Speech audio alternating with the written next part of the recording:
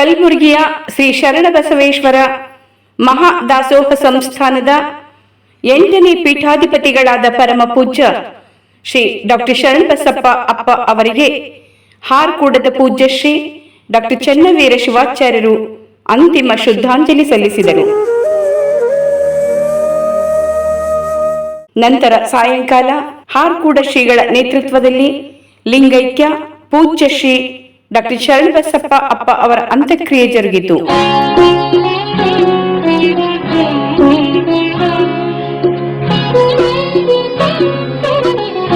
ಹಾರ್ಕೂಡದ ಪೂಜ್ಯ ಶ್ರೀ ಡಾಕ್ಟರ್ ಚೆನ್ನವೀರ ಶಿವಾಚಾರ್ಯರು ಶ್ರೀ ಶರಣಬಸವೇಶ್ವರ ಸಂಸ್ಥಾನದ 9ನೇ ಪೀಠಾಧಿಪತಿಗಳಾದ ಚಿರಂಜೀವಿ ದೊಡ್ಡಪ್ಪ ಅಪ್ಪ ಅವರಿಗೆ ಲಿಂಗೈಕ್ಯ ಶರಣಬಸಪ್ಪ ಅಪ್ಪ ಅವರ ತಲೆಯ ಮೇಲಿನ ಪೇಟ ತೊಡಿಸಿ ಆಶೀರ್ವದಿಸಿದರು.